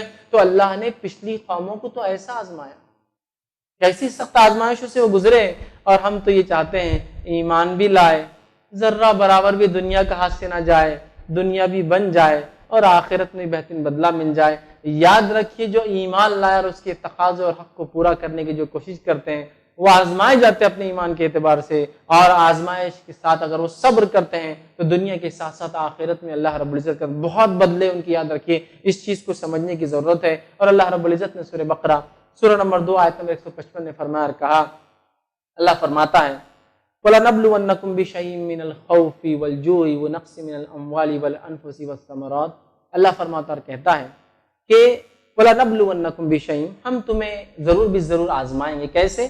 اللہ فرماتا مِّنَ الْخَوْفِ، کیسے آزمائیں گے ہم تم کو؟ خوف سے، وَالْجُوعِ، اور بھوک سے، وَنَقْصٍ مِّنَ الْأَمْوَالِ وَالْأَنفُسِ وَالثَّمَرَاتِ، اور آزمائیں گے کمی سے، مال کی، اولاد کی اور پھلوں کی کمی سے ہم آزمائیں گے۔ تو اللہ رب العزت کیا ہم تمہیں ضرور آزمائیں گے؟ پہلی کس چیز سے آزمائیں گے؟ خوف سے ہم تمہیں آزمائیں گے، دشمن کا خوف، اس سے ہم آزمائیں گے۔ اور اگر اس کی ترتیب کو آیت کے لی جائے تو پہلا آزمائش کا فیز ہے خوف، میں ابھی کچھ نہیں ہوا، وہ بعد میں جو بھوک والی آزمائش، جو جنگ اور جدال اور بھوک مری کی کیفیت ہوں گی، پہلی آزمائش خوف سے ہے۔ اور اگر اس ترتیب کو لے لیا جائے تو سبحان اللہ، ہم میں سے اکثر لوگ پہلی آزمائش میں فیل ہیں۔ دشمن کا خوف، حالانکہ ہم کوئی جنگ کے ماحول میں نہیں ہیں، صرف اس چیز کا خوف کہ اگر میں دیندار رہوں گا تو اس پر میری تجارت، نوکری، تعلقات اور لوگوں کے پاس اور حکومت کے پاس میرا کیا معاملہ رہے گا، وہ خوف ہی ہم کو اکثر حق سے دور رکھتا ہے. یاد رکھیے، سمجھ رہے آپ بات کو؟ وہ خوف ہی ابھی فرسٹ فیز میں ہی ہمیں اچھی سے دور ہے. صرف ایک خوف، سمجھ رہے ایک خوف. اور خوف کا یہ حال ہے، میں عام زبان میں کہوں گا، اللہ ہم پر رحم کرے، کہ اگر ایک خاکی وردی والا انسان اس مجمع میں اسی دروازے جیسے میں آؤں، پورا اجتماع اس کو دیکھیں گے اور آدھے اٹھ کے ادھر سے نکلنے کی سوچیں گے کہ اب کیسا نکلنا چاہیے، لیکن شاید فیض کو گرفتار کرنے آ گئے. یہ حالت ہے ہماری. ہو سکتا سننے آیا ہوں گا، ہو سکتا کچھ دیکھنے آیا ہوں گا، ہو سکتا ہمارا ہی بھائی ہو، کوئی نہیں ہو سکتا. لیکن خوف کی یہ فرسٹ فیز ہے، یہ صرف خوف. سمجھ رہے آپ؟ ایک چھوٹا سا واقعہ سناتا ہوں. خوف کا کیا حال ہو گیا، ہمارے ایمان کی کمزوری کی علامت ہے. ایک صاحب نے ایک مرتبہ ایک آئی ڈی بنایا، ای میل، حیدرآباد والے اس بات کو زیادہ اچھا سمجھتے ہیں. آئی ڈی بنایا اور نام لکھا فلاں سلفی. کیا لکھا؟ اس کا نام فلاں اور پھر سلفی. اس نے وہ آئی ڈی بنانے کا باہر نکال کے کہا میں نے ایک ای میل آئی ڈی بنا چکا ہوں. کسی نے کہا کیا ای میل آئی ڈی کیا ہے آپ کا؟ تو میں نے فلاں سلفی، سمجھ لیجیے عبداللہ سلفی بنا دیا. تو دوسرے نے کہا سلفی لکھ دیے نام کے ساتھ. گئے محکمہ، department, police, military, I B, A T S, سب تمہارے پیچھے. سلفیوں کے تو پیچھے پوری دنیا ہے، حق کے پیچھے تو پوری دنیا ہے. ان کا جو عالم ہوا یہ تھا کہ کئی دن گھر سے باہر نہیں نکلے. کہ تو کیا لکھ دیا تھا نام کے آگے؟ سلفی. آزمائش ہو سکتی ہے. اس کے بعد تھوڑے دن بعد باہر نکلے اور اس دوست سے کہا میرے بھائی تو نے صحیح کہا تھا. کہا کیا ہوا؟ کہا جب سے میں نے وہ آئی ڈی بنایا فلاں سلفی، ایک ہیلی کاپٹر ملٹری کا میرے گھر پہ گھوم رہا کنٹینیوس. سلفی لکھا. آزمائش تو ہونا ہے. یہ فرسٹ فیز. ایک دن نماز کے لیے جانے لگے اسی دوست کے ساتھ، دو پولیس والے سامنے سے. جب دو پولیس والے آ گئے اور آ کے پوچھا کہ دوسرے دوست سے کہ وہ ادھر آئیے، 86 نمبر کا گھر کون سا؟ 86. چلے کیا پوچھ کے؟ ان کا وہاں ہے. وہ دوست تھا کہا جس نے سلفی والا آئی ڈی بنائے تھے. کیا پوچھ رہے تھے پولیس والے؟ تو بولے وہ پوچھ رہے تھے 86 نمبر کا گھر کہاں ہے؟ تو بولے 86 نہیں پوچھ رہے ہوں گے، 36. بولے کیوں؟ میرا 36 سے آئی ڈی بنایا سلفی، تو اب آزمائش شروع ہو گئی میرے ساتھ. بہت دور رہا وہ ایمان کو اس آزمائش. ہمارا حال یہ ہے کہ اگر فلاں سے جڑ جاتا ہوں تو دوسرے کیا سوچیں گے، اس سے تجارت پر، معاملات پر، رشتہ داریوں پر، لڑکی دیتے نہیں دیتے اس پر، باقی معاملات چلتے نہیں چلتے ہیں، وہ سب سوچنا پڑتا ہے. تو پہلا جو فیز ہے آزمائش کا، خوف میں ہم فیل جا رہے ہیں 100%. سمجھ رہے آپ؟ پہلا فیز ہے. اس لیے کہ ارے یار میں داڑھی والا نا، بہت پولیس دکھ رہی سامنے. تو داڑھی والا کیا ان کا اس کو ڈیٹیکٹر ہوتا ہے کہ داڑھی والوں کو اندر ڈال دو؟ تو پھر تو پنجاب میں ایک بھی انسان نہیں رہنا چاہیے تھا. سارے داڑھی والے ہوتے، اکثر سارے داڑھی والے ہوتے ہیں، بڑی بڑی داڑیاں ہوتی ہیں ان کی، بغیر خوف اور ڈر کے رکھتے ہیں کیونکہ ان کے دین کا حکم ہے اور یہ قانون بھی اجازت دیتا ہے نا اسے. سمجھ رہے آپ؟ سمجھ رہے آپ بات کو؟ ان کی آئی ڈی سے وہ شرماتے نہیں ہیں، تو ان کو تو سب کو ڈرنا چاہیے تھا. ہم نے ہی اپنے آپ کو سیکنڈ گریڈ اور سیکنڈ کلاس سٹیزن اس ملک میں بنا دیا اپنے آپ کو. کوئی آپ کے خلاف نہیں، آپ کے خلاف خود آپ کی نفس اور شیطان ہے. تو آزمائش تو ابھی دور کی بات ہے، فرسٹ فیز خوف کا ہے. تو یہ حال ہے والجوع، جو صحابہ گزرے خوف کی یہ حالت تھی کہ مدینہ انڈر اٹیک تھا کئی سالوں تک. کبھی بھی ہو سکتا تھا، دشمن اتنا طاقت اور اتنا گھر کر آتا تھا کہ کبھی بھی سارے مدینہ کو اکھاڑنے کی ان کی طاقت تھی. اللہ رب العزت کا یہ فضل تھا، اس کی نصرت تھی کہ اس نے فتح عطا فرمائی مسلمانوں کو کم تعداد کے بعد بھی، اس لیے کہ وہ ایمان والے تھے اور آزمائشوں میں اپنے رب کی کھری اترتے تھے. آج کثیر تعداد ہونے کے بعد بھی ہم جو ڈرتے اور کانپتے ہیں. یعنی کثیر تعداد، اندازہ لگائیے ایک شہر 40 لاکھ کی مسلم آبادی، کس کو بولتے ہیں؟ کوئی مذاق ہے؟ کانپ رہے ہیں آپ آج بھی. وہ تو فیض دور ہی ہے کہ دشمن حملہ کریں گا، یہاں پہلا خوف کا معاملہ ہے. والجوع، بھوک، ایسی بھوک کہ جنگ اور جدال میں صحابہ کتنے بھوکے رہے. اور اس سے پہلے مکی اگر دور لے لے تو 3 سال تک جو ہے صحابہ ایسے رہے کہ پتے جلا کر کھائے، چمڑے کی چیزیں جلا کر کھاتے تھے اور پانی پیتے تھے. بھوک مٹانے کا یہ ان کا طریقہ تھا. تو بھوک سے آزمائے گئے وہ لوگ، پیچھے نہیں ہٹے. لیکن جنگ خندق کے واقعات آپ کو یاد ہے، کسی نے 1 پتھر باندھے ہوئے تو کسی نے 2 پتھر باندھے ہوئے. ایک نبی اکرم صلی اللہ علیہ وسلم ایک صحابی کہ اللہ کے رسول میں نے 2 پتھر باندھے، بھوک اتنی زیادہ ہے، پیٹ آتے آواز کرتی ہے، تکلیف دیتی ہے، پتھر باندھنے سے تھوڑا اطمینان ہوتا ہے اس کو ٹائٹ کر لینے سے. تو پتھر باندھنے سے تھوڑا وہ ہوتا ہے، تو آپ نے اپنا اٹھا کر کپڑا بتایا، میں نے 3 باندھے، کیا کر سکتے ہیں؟ بس تو 3 ہے، تم 2 کی اور 1 کی کمپلینس لا، میں نے 3، مطلب بھوک کی شدت پیٹ اتنا اندر چلے گیا، آتے کیا ہوتی ہے، آپ چاہے ظاہر سے تو ان کا کام ہے غذائیات کو جذب کرنا، وہ تکلیف دیتی ہے تو ذرا ٹائٹ باندھ لینے سے کوئی چیز اس کو تھوڑا اطمینان ملتا ہے خالی پیٹ، تو میں نے تو 3 باندھے، میرا حال یہ، تو وہ بھوک اور مال اور جان اور پھلوں کی کمی سے ہم تمہیں آزمائیں۔ تو اگر اس کے فیزز کو لے لے اس آیت کی 1 2 3 4 5، تو ہم تو پہلے ہی فیز میں اللہ رحم کرے وہ خوف والی کیفیت میں صاف ہو گئے۔ صرف سب کو ڈر ہے کہ ہم ایمان والے ہیں تو فلاح ہو رہا ہے، جبکہ وہ آپ کے ایمان کی وجہ سے نہیں، صرف آپ کی شک کی وجہ سے وہ آزمائشوں میں ہم مبتلا ہے۔ ایمان کی وجہ سے بہت کم لوگ آزمائے جاتے ہیں، آج یاد رکھیں، اس لیے کہ ہمارا ایمان بھی اتنا پختہ کہاں ہے، تو اللہ تعالیٰ بھی انسان کے ایمان کے اعتبار سے اس کو آزماتا رہتا ہے۔ سمجھ رہے ہیں بات؟ تو اللہ سبحانہ تعالیٰ کہہ رہا ہے کیا تم یہ سوچتے ہو کہ خالی ایمان کا دعویٰ کرنے سے تم چلے جاؤ گے جنت میں؟ اس لوگوں کو ہم نے بہت آزمایا، اور اتنا آزمایا ان کے انبیاء اور ماننے والے بھی کہہ پڑے کہ اب اللہ کی مدد آخر کب آئیں گی؟ اللہ فرما رہا ہے کہ اللہ کی مدد جو ہے بہت قریب ہے، یاد رکھیں۔ نبی اکرم صلی اللہ علیہ وسلم صحیح بخاری کی روایت، ایک مرتبہ بیٹھے ہوئے تھے کعبے کے سائے میں، صحابہ اور کہ اللہ کے رسول آپ بد دعا کر دیجئے اس قوم کے لیے، مشرکین مکہ کے لیے بہت تکلیفیں دے رہے ہیں، پچھلی قوموں کے واقعات آ رہے تھے، انبیاء بد دعا کر دیتے تھے جب حجت قائم ہو جاتی تھی، تو آپ صلی اللہ علیہ وسلم جو ہے نے صحابہ سے کہا کہ جب تم سے پہلے لوگ ایمان لاتے تو انہیں آروں سے 2 ٹکڑے کر دیا جاتا، لیکن یہ چیز بھی ان کو ایمان سے نہیں پھیرتی۔ زندہ انسان کے جسم پر لوہے کی کنگیاں چلا کے ان کی چمڑی ادھیڑ دی جاتی، لیکن یہ چیز بھی انہیں ایمان سے نہیں پھیرتی۔ اور اگر اس کی جیتی جاگتی مثال دیکھنا ہے، صحابہ تو ہے ہی، صحابہ سے پہلے بھی اگر دیکھیں جو لوگ عیسیٰ علیہ السلام پر ایمان لائے تھے تو ان کے ساتھ رومیوں نے کیا کیا، بھوکے شیروں کے سامنے چھوڑنے کے واقعات پوری رومی تاریخ میں، رومن ہسٹری موجود ہے۔ یہ وہ تھے جو ان کے نزدیک کافر اور بے ایمان تھے، اور یہ وہ تھے جو عیسیٰ علیہ السلام پر ایمان لائے تھے۔ بھوکے شیر 80 ہوتے تھے اور ان کے اندر گروہوں کو چھوڑ دیا جاتا، اگر ایمان چھوڑ دیتے تو باہر نکال لیا جاتا، ایمان نہ چھوڑتے تو یہ بھوکے افریقی شیر سارے لوگ اس کولوسیم میں، وہ جو اسٹیڈیم ان کا ہوتا تھا، بیٹھتے تھے اور وہاں ان ایمان والوں کے ساتھ ان کا یہ تماشا جو ہے زندگی اور موت کا دیکھتے تھے۔ کوئی ایمان لاتا تو اس شخص کو ایک لوہے کی کرسی پر باندھ دیا جاتا، عیسیٰ علیہ السلام پر ایمان لانے والے کے واقعات، لوہے کی کرسی پہ باندھ دیا جاتا اور اس لوہے کی کرسی کے نیچے آگ لگا دی جاتی، کرسی دھیرے دھیرے گرم ہوتی، اگر وہ ان چٹکوں کی ابتدا سے اگر ایمان چھوڑ دیتا تو رہا کر دیا جاتا، اور اگر نہیں چھوڑتا تو اسی کرسی پر اس کو موت آ جاتی، لیکن ایمان چھوڑنے کے واقعات موجود نہیں ہیں، اور یہی وجہ تھی کہ رومی حکومت بعد میں جو ہے عیسائیت کو قبول کر لیا، کیونکہ اس نے دیکھا ایک بھی انسان پھرتا نہیں ہے، نہ شیر کے سامنے نہ گرم کرتے ہوتا۔ ایسی دردناک سزائیں بھی انہیں دی گئی جب وہ ایمان لاتے کہ ایک زندہ انسان کو لٹا دیا جاتا بغیر اینستھیشیا، بغیر بے ہوش کیے کہ اس کا سینہ چیر دیا جاتا، اپنے دھڑکتے ہوئے دل کو وہ خود دیکھ سکتا۔ دیکھیے انسان اتنی جلدی مرتا نہیں خالی ایک کٹ پڑنے سے، اگر ایمان لاتا چھوڑ دیتا ٹھیک، ورنہ اس کا دل نکال کر پھینک دیا جاتا، اور دوسرا پچھلا ایمان والا بھی دیکھ رہا ہے سامنے والے کیا کہتی، اس کو کوئی فرق نہیں پڑتا اس کی موت سے، دوسرا بھی جا کے تیار ہے اس سزا کے لیے۔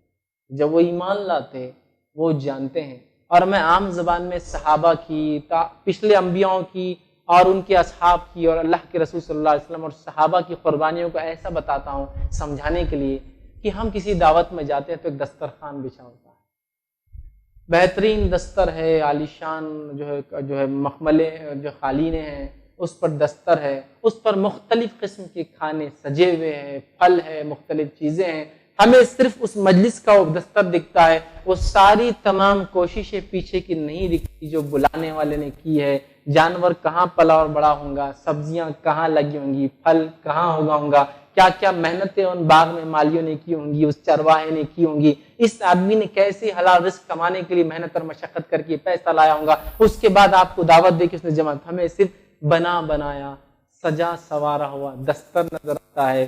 اسلام ہمیں الحمدللہ میں کہوں گا ایسا ہی ملا، ایسا ہی ملا۔ اس کے پیچھے جن قربانیوں کا نتیجہ ہے یہ دستر جو سجا ہوا ہے، وہ قربانیاں ہم نے نہیں دیکھی۔ کی وجہ سے ہمارا ایمان اتنا کمزور ہوتا، اللہ رحم کرے۔ میں ایسے واقعات بھی جانتا ہوں کہ جب ٹرینز میں آئی ڈی نہیں پوچھا جاتا تھا، لوگ ریزرویشن بھی کامن نیم سے کراتے تھے، ایسے نام کی پتہ نہ چلے میں مسلمان، شخصیت تو دور کی بتانا میں مسلمان ہوں، مطلب چہرے سے تو معلوم ہی نہیں ہوتا تھا، نام سے بھی چھپاتے تھے تاکہ لسٹ میں کو پڑھ کے مار دیا تو فساد ہو گیا راستے میں، ایسے نام لکھو کہ پتہ ہی نہیں چلنا۔ لیکن میں کہتا تھا ہمیشہ اور آج بھی کہتا ہوں، تم اپنے چہروں سے ثابت کرو مت کرو، تم اپنے نام سے ثابت مت کرو، تمہاری پتلون اتار کے وہ پتہ کرتے ہیں تم کون، وہ ذلت کی موت سے اچھا یہ موت معاف۔ بچے نہیں پتلون اتارو بولے اس کی جھوٹ بول رہا، پتہ چل جاتا ہے ختمہ کیا ہوا ہے مسلمان نہیں ہوگا، سمجھ رہے؟ ذلت کی موت ہے وہ، سمجھ رہے؟ تو ایمان کی وجہ سے لوگ آزمائے گئے، انہوں نے بہت تکلیفیں سہی، جس کا نتیجہ ہے کہ ایسا اسلام ہم دیکھتے ہیں جس پر ہم دھڑلے سے عمل کرتے ہیں، ایسے شہر دیکھتے ہیں جہاں مسجدوں میں نماز کے لیے جگہ نہ ہو تو راستوں کو ہم روک لیتے ہیں۔ کتنی عظیم نعمت اللہ کی ہے، کیوں پھر اس عظیم نعمت کا ہم شکر ادا نہیں کرتے؟ کیوں ہم چاہتے ہیں کہ اللہ رب العزت پھر ویسی کڑی آزمائشیں لائے اور پھر اس کے بعد ہم کام سے لگ جائے کہ نہیں اب بہت کام کرنا ہے اس لیے کہ آزمائش آ رہی ہے۔ اللہ نے بہت امن و امان والے شہر، امن و امان والے ملک، امن و امان والی بستیاں دے رکھی ہے، پھر کیوں ایسا ہے کہ ہم خود اسلام پر نہیں چل رہے؟ دعوت اسلام تو ایک دوسرا مرحلہ رہا، خود ہم اسلام پہ نہیں چل رہے۔ آج ہمارے نوجوان طبقے کو آپ دیکھیے، رزاق رزق دینے والا اوپر بیٹھا ہے اور وہ پتہ نہیں اپنی کمپنیوں کے مینیجرز کو رزاق سمجھ کے اپنی داڑھیوں کو صاف کر رہے ہیں، اپنے لباس کو ویسا پہن رہے جس لباس سے وہ کفار خوش ہوتے ہیں، اپنی چال ڈھال عادت وار کو ویسے کرے جس سے یہ معاشرہ خوش ہوتا ہے۔ اندازہ لگا اللہ رب العزت تو کیا جواب دیں گے ہم لوگ، کیا جواب دیں گے؟ اندازہ لگائیے۔ اللہ نے ابھی آزمائش نہیں لایا تو وہ فیض نہیں آیا تو یہ حال ہے، اگر وہ فیض آ جائیں گے آزمائش کا تو ہم کوئی کھڑا نہیں اتریں گے، اللہ ہم پر رحم کرے۔ تو کیوں نہ وہ آزمائش سے پہلے ہم اس نعمت کا شکر ادا کر دیں، اس لیے کہ سلف کے واقعات اصحاب کی قول موجود ہے کہ اگر تم چاہتے ہو کسی نعمت کو باقی رکھنا تو اللہ کے پاس شکر ادا کرو تو اللہ اس نعمت کو باقی رکھتا ہے، سمجھ رہے آپ؟ تو امن و امان والے شہر، امن و امان والے ملک، اور اس کے بعد ہمارے دین کا یہ حال، آزمائش نام کی کوئی چیز نہیں ہے، اور اللہ رحم کرے دین کے لیے ہم ذرہ برابر بھی آزمائے نہیں جانا چاہتے۔ اس کے علاوہ تمام چیزوں کے لیے لوگ آزمائے جا رہے نہیں جا رہے، بیٹی کی شادیوں میں آزمائے جا رہا ہوں، پڑوسی کی تکلیف سے آزمایا جا رہا ہوں، اس کو جواب دے رہا ہوں، لیکن یہ معاملہ دین کے لیے آزمائے نہیں بھائی وہاں نماز پڑھیں گے تو یہ ہو جائے گا، چہرہ ایسا رکھیں گے تو یہ ہو جائے گا، دیندار بتائیں گے تو فلاں چیز ہو جائیں گے، دیندار بتائیں گے تو محکمہ ڈپارٹمنٹ کے خلاف ہو جائیں گے، دیندار بتائیں گے تو فلاں ہوگا، دین پر چلیں گے تو ایسا ہوگا، اور اس حد تک معاملہ ہے کہ مجھے واقعات اور حالات بتانے کی ضرورت نہیں ہے، ہمیں اس چیز کو سمجھنے کی ضرورت ہے۔ یاد رکھیے کہ ایمان ہوگا تو ہم آزمائے جائیں گے۔ میں بس اپنی بات کو ختم کرنے سے پہلے ایک واقعہ سنا کے انشاءاللہ اپنی بات ختم کروں گا۔ بڑا پیارا واقعہ، آپ نے کئی بار سنا ہوگا، انشاءاللہ پھر ایک بار اور سن لیجئے، اس لیے کہ اللہ رب العزت قرآن میں فرماتا ہے فذکر فإن الذکر تنفع المؤمنین، ذکر کر دیا کیجئے نبی، ذکر مومنوں کے لیے نفع بخش ہوتا ہے، ریمائنڈر ریپیٹ کر دیا کیجئے، چیزوں کو دہرا دیا کریں، دہرانا ایمان والوں کے لیے، ریمائنڈ کرنا، بار بار ذکر کرنا نفع بخش ہوتا ہے۔ ایک ایسا واقعہ ہے جو نبی اکرم صلی اللہ علیہ وسلم نے قرآن میں اس کا ذکر ہے، نبی اکرم صلی اللہ علیہ وسلم نے اس کی تفصیلات بیان کی، اور وہ ہے اصحاب اخدود کا واقعہ۔ بڑا ہی پیارا واقعہ ہے، معاشرے کے ہر طبقے کے، سماج کے ہر طبقے کے انسان کے لیے، ہر کسی کے لیے اس میں ایک عبرت ہے۔ اس واقعہ کیا ہے؟ سورہ بروج کے اندر اللہ رب العزت 85 آیت نمبر جو اس کی 4 سے لے کر 8 میں ایک واقعہ بیان کر رہا ہے اصحاب اخدود کے تعلق سے، جس کے تعلق سے صحیح بخاری اور صحیح مسلم کے اندر روایت آتی ہے۔ اس روایت کے بالکل ہو الفاظ نہ دہراتے ہوئے وہ 2-3 روایتوں کو ایک جگہ جمع کر کے ایک واقعے کی شکل بہرحال میں اس کو آپ کے سامنے رکھ رہا ہوں تاکہ بات ایک کے بعد ایک چینج جیسی چلتی رہے۔ نبی اکرم صلی اللہ علیہ وسلم فرماتے ہیں کہ تم سے پہلی قوموں میں قوم تھی، ایمان لانے والوں کا نہیں، پچھلے تم سے پہلی قوموں میں ایک قوم تھی، اس میں ایک بادشاہ تھا، اور وہ بادشاہ اپنے آپ کو رب سمجھتا تھا، اللہ الہ کہتا تھا، اور اس بادشاہ کے پاس ایک کاہن تھا، جادوگر تھا، جو نجومی تھا، ستاروں کو دیکھ کر بادشاہ کی خواب سن کر تعبیرات کیا کرتا تھا۔ اس شخص نے، اس جادوگر نے کہا بادشاہ سے، بادشاہ سلامت، میں بوڑھا ہوتا جا رہا ہوں، لہٰذا کوئی ہونہار ہوشیار بچہ مجھے لا کر دیا جائے تاکہ اسے جادو کا علم سکھا دوں اور پھر میں دنیا سے چلا جاؤں تو وہ تمہاری ہیلپ کرے، مدد کرے۔ بادشاہ نے کہا ٹھیک ہے، جو ہے ایک ہونہار بچے کے لیے منادی دی گئی، ایک بچہ سلیکٹ کیا گیا، چوز کیا گیا، سلیکٹ کر کے جادوگر کو دے دیا گیا۔ وہ بچہ جب اپنے گھر سے نکلتا تو راستے میں جنگل آتا، جنگل کے بعد ایک جو ہے جو ہے برج آتا، اس پل آتا، اس کے اس پار جو ہے محل تھا وہ گزرتا، جنگل میں ایک راہب تھا. راہب اس شخص کو کہتے ہیں جو دیندار تھا اور اپنے دین کے وجہ سے اس کو بستی چھوڑ کر گاؤں جنگل میں رہنا پڑا. مطلب دین پر اسلام پر عمل کرنے کی اجازت نہیں تھی تو اس بیچارے کو دنیا داری چھوڑ کر جنگل میں آ کر بسنا پڑا تھا. جب وہ بچہ اس راہب کے پاس رکتا، کچھ باتیں راہب سے سنتا اور پھر جا کر جادوگر سے کچھ کلمات جادو سیکھتا. وہ یوں ہی روز کرنے لگا، گھر سے نکلتا، راہب دیندار عالم کے پاس رکتا، اس سے کچھ علم سیکھتا اسلام کا، آگے جاتا جادوگر سے جادو کا علم سیکھتا. لیکن آنے اور جانے میں وہ اس راہب اس دیندار انسان کے پاس اتنی دیر رک جانے لگا کہ بادشاہ جو ہے محل میں چڑھنے لگا. وہ جادوگر اس کو مارنے لگا کہ تم دیر سے کیوں آتے ہو، لیٹ کیوں ہوتے ہو. اس نے راہب سے کہا راہب وہ لوگ مجھے بہت مارتے ہیں جب میں لیٹ کرتا ہوں، ادھر سے جاتا ہوں تمہارے پاس سے، اور جب گھر جاتا ہوں تو گھر والے پوچھتے لیٹ کیوں، کیا کہوں. تو ان سے مت کہنا، راہب نے کہا کہ میرے پاس آتے ہو کہنا کہ جادوگر سے کہنا گھر والوں نے دیر سے چھوڑا، اور گھر والوں کو کہنا جادوگر نے لیٹ چھوڑا، لیکن میرے بارے میں مت بتانا. کیونکہ راہب جانتا تھا ایمان کا اگر اعلان ہوگا تو اس کا کیا حال ہوگا. آگے واقعے میں آئیں گا کہ کیا حال ہوا اس کا، اس شخص کا ایمان والے. بہرحال وہ سکھاتا رہا. ایک مرتبہ وہ بچہ راستے سے جب جانے لگا تو وہ جو برج تھا، پل تھا، وہ بند تھا، اس پہ کسی جانور نے آ کے جانور لیٹ گیا تھا اور ادھر والے ادھر رکے تھے، ادھر والے ادھر رکے تھے. وہ بچہ بھی ان میں تھا. وہ راہب سے اسلام اور دین کا علم سیکھ رہا تھا، ادھر جادوگر سے جادو سیکھ رہا تھا. اس نے دل میں ایک نیت کی اور ایک پتھر اٹھایا، اے اللہ راہب جو تیرے بارے میں مجھے علم دیتا ہے، اگر یہ علم اور تیرا حق ہے تو یہ جانور مر جائے اس پتھر کے مارنے سے، اور اگر وہ جادو کا علم حق ہے تو پھر یہ جانور نہ مرے. اس نے پتھر مارا، وہ جانور مر گیا اور بچے کا چرچا جدھر ادھر ہو گیا. ایک بچے نے جانور کو پتھر مارا جس سے لوگ بستی والے ادھر کے ادھر اور ادھر کے ادھر رکے تھے، اور اس پتھر مارنے سے وہ جانور مر گیا. بچے کا چرچا ہو گیا. بچے نے یہ واقعہ راہب کو سنایا. راہب نے کہا تم اپنے ایمان میں کامل ہو گئے ہو، اب ایک بات یاد رکھنا، اب تم پر آزمائش آئیں گی، لہٰذا میرا نام کسی کو مت بتانا کہ میں نے یہ سکھایا ہے. اللہ رب العزت نے اس بچے کو کرشمے عطا کیے. کرشمہ جس کا عام زبان میں کہہ رہا ہوں معجزہ کا ایک قسم ہوتی ہے کہ ہم جو کرامت بولتے ہیں عام طور سے، بہرحال کرامت زیادہ صحیح لفظ ہے، کرامت بولتے ہیں. یہ وہ لوگوں کے ساتھ ہوتی ہے جو انبیاءوں پر ایمان لاتے ہیں، سچے ایمان والے جو عمل کرتے ہیں. معجزے جیسا ہی ہوتا ہے اس کو کرامت بولتے ہیں عام زبان میں، ڈیفرینشیٹ کرنے کے لیے معجزہ اور کرامت میں. بہرحال تو اس کو کرامت عطا کر دی اللہ رب العزت نے، اور یہ تھی کہ وہ جو دعا کرتا اللہ اس کی دعا سن لیتا جب کہ سامنے والا شخص اللہ پر ایمان لاتا. ہوا یہ کہ وہ بچے کے پاس لوگ آتے اور کہتے فلاں بیمار ہے تم دعا کرو. بچہ اسلام کی دعوت دیتا جو راہب نے سکھائی تھی. وہ آدمی اگر ایمان قبول کرتا، بچہ اس کے لیے دعا کرتا، اللہ رب العزت اس کی دعا کو سن لیتا. یہ چرچا ہونے لگا اور چرچا ہوتے ہوتے ہوتے بات محل میں پہنچ گئی. محل میں ایک وزیر تھا، بڑا اعلیٰ پوزیشن والا انسان تھا، وہ نابینا تھا. کسی نے کہا یہ جو بچہ محل میں آتا ہے نا جادوگر کے پاس، اس نے وہ علم سیکھ لیا ہے کہ وہ نابینا انسان کو بینائی دے سکتا. جاؤ اس کے پاس. وہ پہنچ گیا تحفے تحائف لے کر وزیر اور کہا مجھے تحفے تحائف لو اور مجھے آنکھیں دے دو. اس بچے نے کہا میں تھوڑی آنکھیں دے سکتا ہوں، اللہ تعالیٰ دیتا ہے. تو کہا اللہ کون ہے؟ تو کہا وہ ہے جس نے زمین و آسمان کو پیدا کیا. کہا بادشاہ کے علاوہ بھی کوئی رب ہے؟ تو کہا ہاں وہ اللہ ہے جس نے بادشاہ کو بنایا، تمہیں بنایا، مجھے بنایا.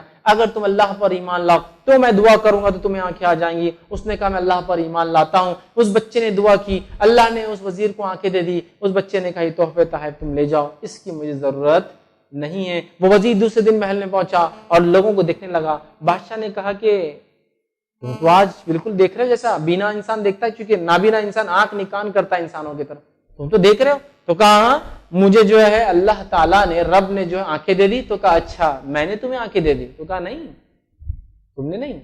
اس بچے نے جو ہے اللہ سے دعا کی آنکھیں دی. تو اس بادشاہ نے اس جادوگر سے کہا کیا تم نے اس بچے کو اتنا ہونہار بنا دیا کہ وہ آنکھیں دے رہا ہے؟ اس جادوگر نے کہا میرا علم یہ کام نہیں کر سکتا. اس نے کہا کہ تمہیں کس چیز کی اس نے دعوت دی؟ تو کہا اس نے ایک اللہ کی دعوت دی جس نے زمین و آسمان کو پیدا کیا. وہ تم نہیں ہو، وہ اللہ جس نے تمہیں پیدا کیا. اس نے کہا اس بچے کو لایا جائے. اس بچے کو پکڑ کے لایا گیا اور اس سے پوچھا گیا کہ تم کس کو رب مانتے؟ اس نے کہا اللہ کو جو میرا اور تمہارا رب ہے. تو کہا اگر تم ایمان چھوڑ دو تو ٹھیک، ورنہ تمہیں قتل کر دیا جائے گا.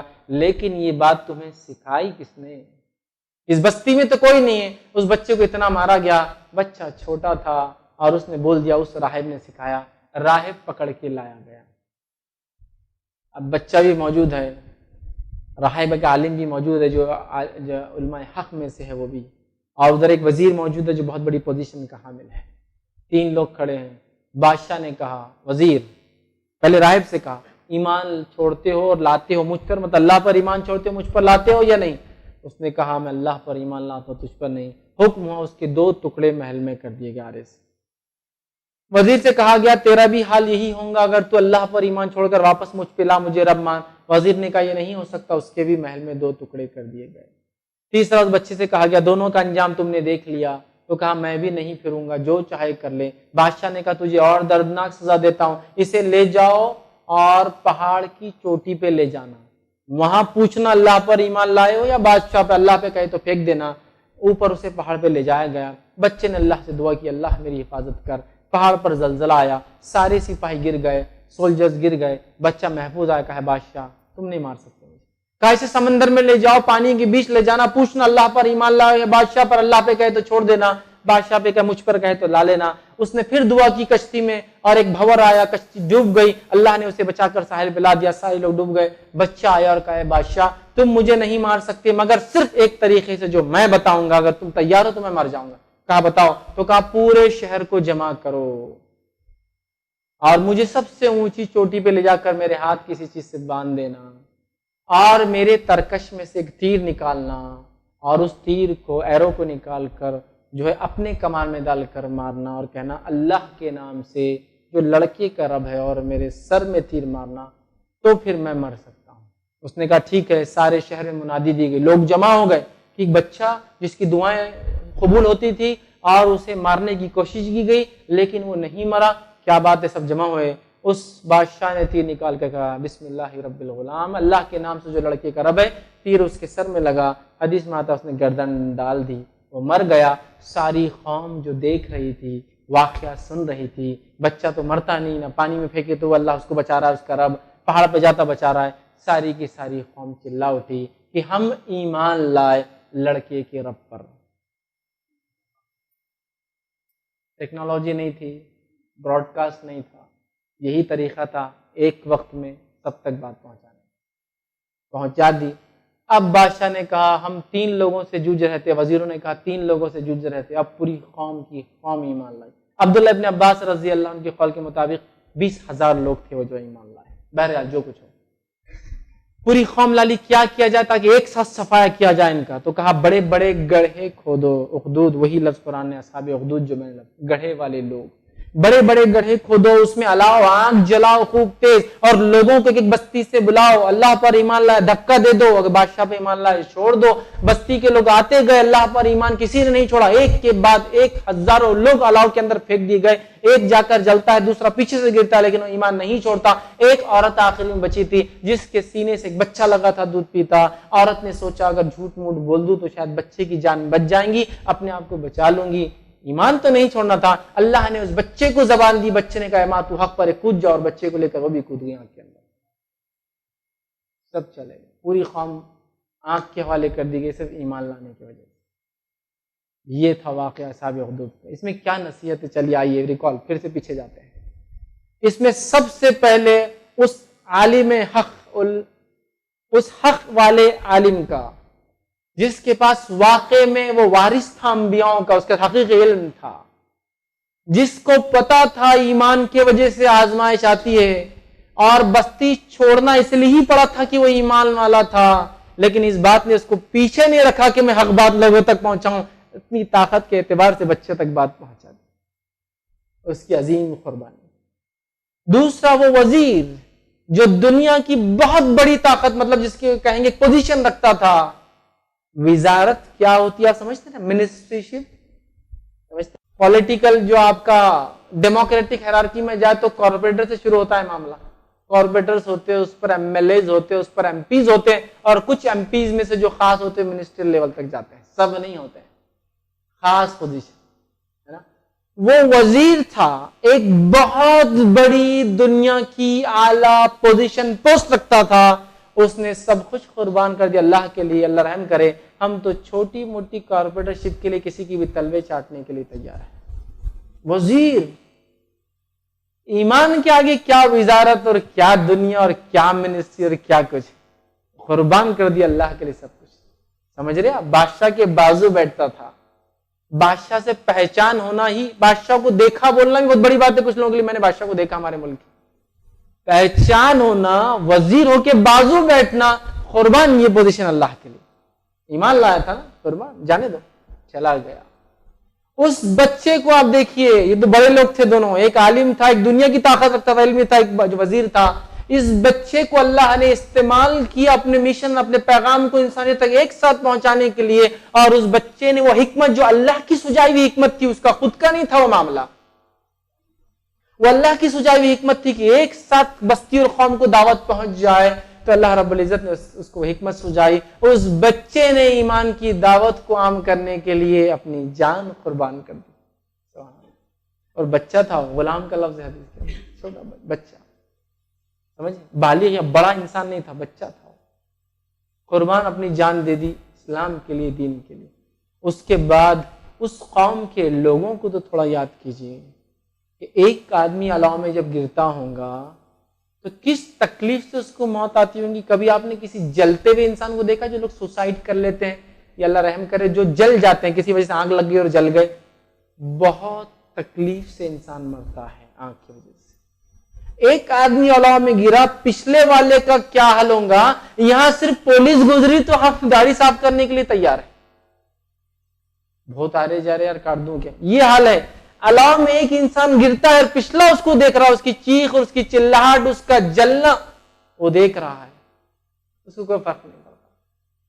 صحابہ سے میں ایک جماعت تھی صحابہ کی، جس کو رومیوں نے پکڑ لیا تھا، روایت میں آتا ہے کہ ان رومیوں نے تیل لگایا تھا، تیل کو ہٹایا تھا، خوب یہاں الاؤ تھا، یہاں تیل کا تھا الاؤ، اور انہوں نے صحابہ کو جمع کیا اور کہا اگر ایمان اللہ پہ لائے اور اگر عیسائیت قبول نہ کری، اللہ پہ ایمان نہ چھوڑا، ہرقیل کو نہ مانا، تو آگ میں تیل میں ڈال دیں گے، کہا ڈال دو۔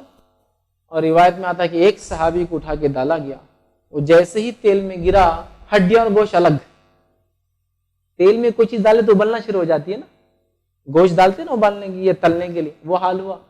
پچھلا صحابی کو فرق نہیں پڑا، میں بھی جاتا ہوں، تو کہا روک دو، یہ تو مان ہی نہیں رہے، ٹھیک ہے چلو، یہ نہیں، دوسری لالچ دینا شروع، نہیں پھرے ایمان سے۔ اس الاؤ میں پتہ نہیں کتنے گرے، واللہ عالم، لیکن چند بھی گرے ہوں گے تو پچھلا والا دیکھ رہا ہوں گا سامنے کی موت، نہیں پھرا اسلام سے، کوئی فرق نہیں پڑتا مجھے، میری زندگی چلی جائے لیکن بس میری آخرت سنور جائے، اس سے بڑی کوئی بات نہیں۔ ان کا کودنا۔ اس عورت کے بارے میں سوچیے، چلیے تو مرد ہوں گے، ایک عورت کا بھی تذکرہ آ رہا ہے، سب ہو سکتا مرتے ہیں، اس عورت کا سوچیے، اس نے یہ سوچا کہ شاید اگر کچھ بول دوں ایسا ویسا، ایمان نہیں چھوڑنا ہے، ایمان کو چھپانا بھی تو ہو سکتا ہے، میں بول دیتی ہوں کچھ بچ جاؤں گی، اور اپنے لیے نہیں، وہ چھوٹے ننھے مننے کے لیے کہ میرا بچہ بچ جائے۔ اللہ نے اس بچے کو زبان دی، اور چند بچے جو روایت میں آتا ہے بچپن میں بولے، ان میں سے یہ بھی ایک تھا، اللہ نے زبان دی، کہا کود جا۔ اس عورت نے اپنے بچے کو لے کر آگ میں کود گئی، سبحان اللہ، کیسی قربانیاں ہیں۔ تو میں نے کہا نا، اسلام ایسے نہیں ملا ہم کو خالی وہ رکاوی دکھ رہی جو سجی ہوئی ہے، اس کے پیچھے بہت عظیم قربانیوں کی ایک چین نہیں آتی۔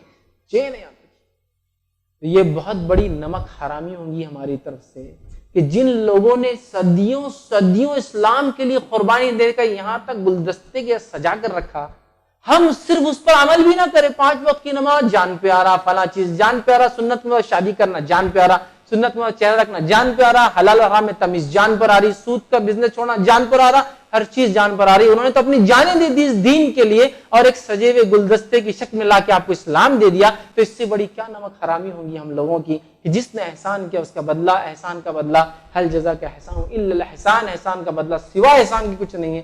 ہم لوگ کیا کر رہے ہیں؟ دیکھیے، آزمائش تو دور، ہم تو اسلام کے لیے رتی برابر تکلیف کے لیے تیار نہیں ہیں، نہ ہماری عورتیں تیار ہیں۔ دعائیں بھی لوگ کرتے ہیں، یا اللہ اس قوم کو مجاہد کی ضرورت ہے لیکن میرے گھر میں پیدا نہ ہو، پڑوسی گھر میں دینا، یہ بھی میں کیوں تکلیف برداشت کروں اسلام کے لیے، پڑوسی گھر میں ہونا چاہیے۔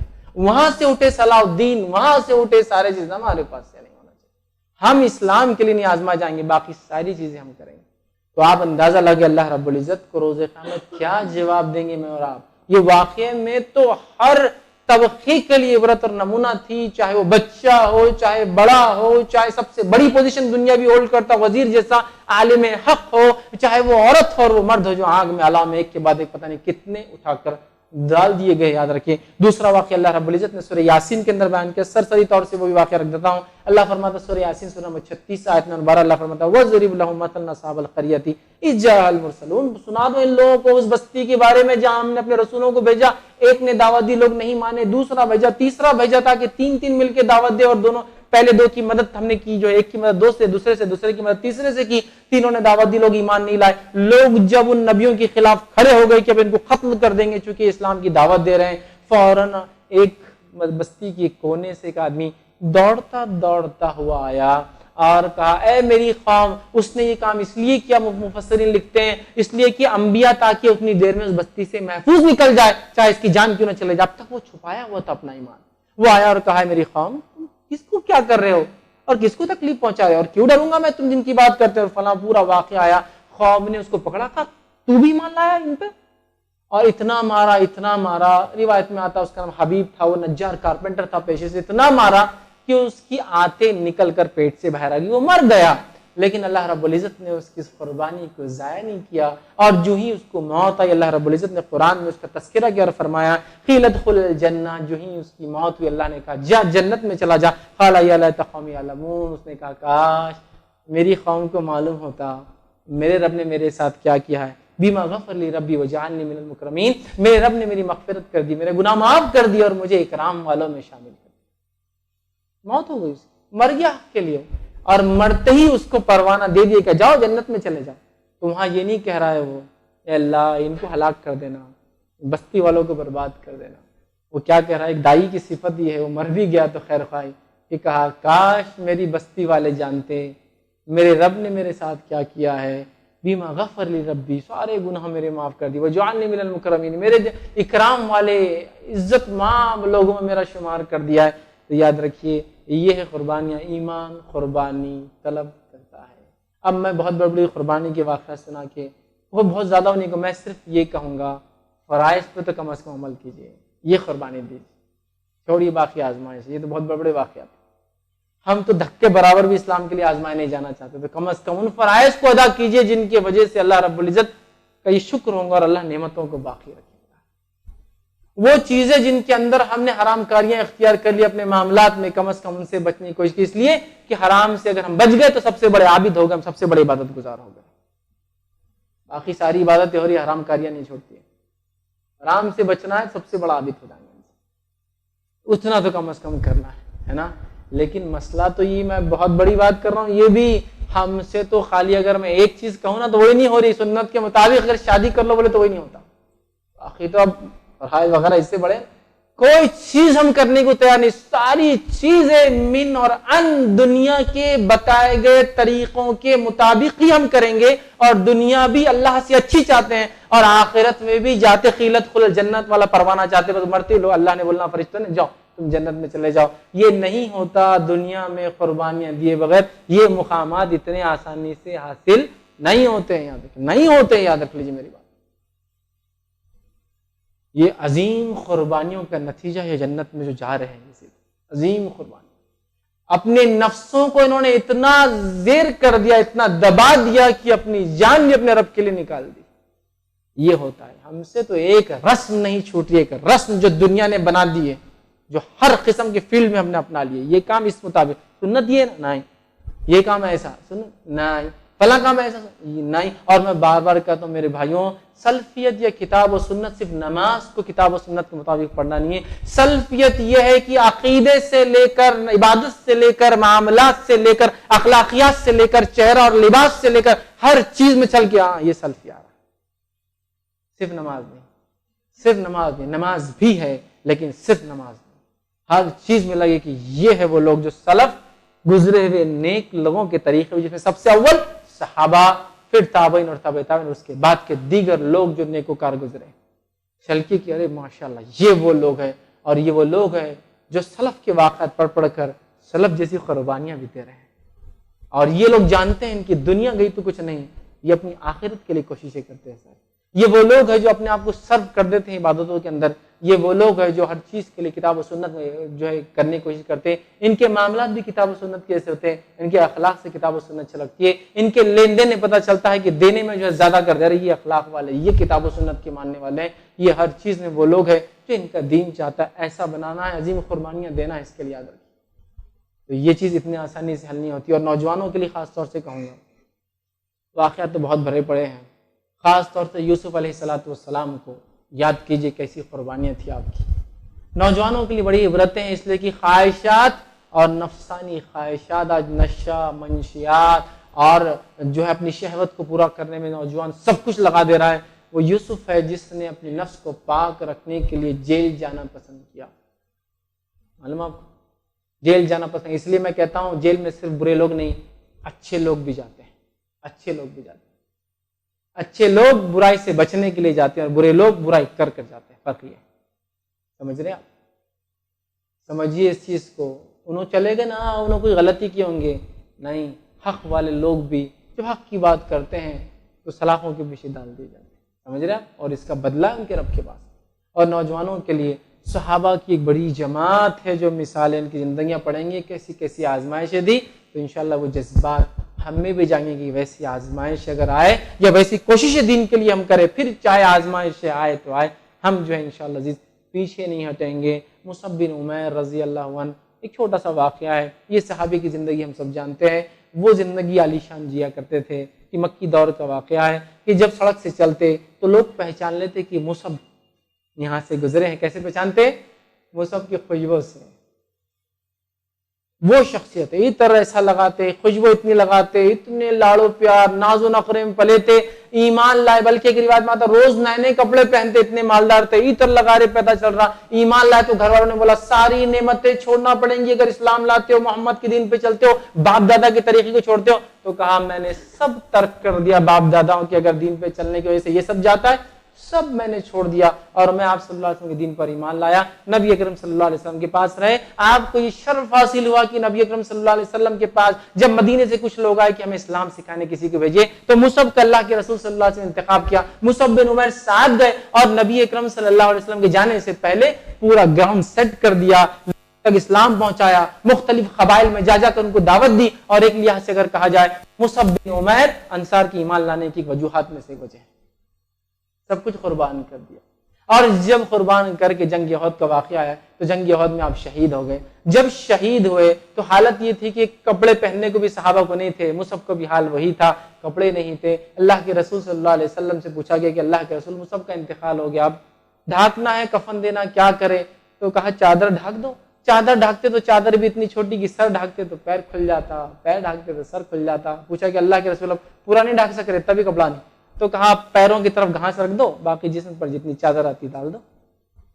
مصعب دنیا سے دیکھیے آپ کیسے گئے، لیکن کیا اللہ رب العزت کے پاس مصعب کا اکرام نہیں ہوگا؟ سبحان اللہ، اللہ کے پاس ہر قربانی کا بدلہ ہے۔ یہ دین قربانی چاہتا ہے اور قربانیاں کبھی رائیگاں نہیں جاتی۔ ایک عورت کی اس قربانی کو اللہ رب العزت نے رہتی دنیا کے لیے یاد رکھا، جس عورت کو کسی نے نہیں دیکھا، جو ایک چھوٹے سے بچے کے ساتھ ایک بے آباد، مطلب کوئی آباد نہیں اور جہاں کچھ اگتا نہیں، اس شہر میں گئی تھی اور اللہ نے اس کے شوہر نبی ابراہیم کو حکم دیا تھا لے جا کر چھوڑ دو۔ اس عورت کی قربانی کو اللہ نے ضائع کا یاد رکھا۔ جب بھی حاجی اور عمرہ کرنے والا صحیح کرتا ہے تو وہ ہاجرہ کی اس عمل کو یاد کرتا ہے جو اس نے کیا تھا۔ تو اللہ قربانیوں کو رائے گا نہ دنیا میں کرتا ہے، نہ اللہ قربانیوں کو رائے گا آخرت میں کرے گا، لیکن یہ دین قربانی چاہتا ہے۔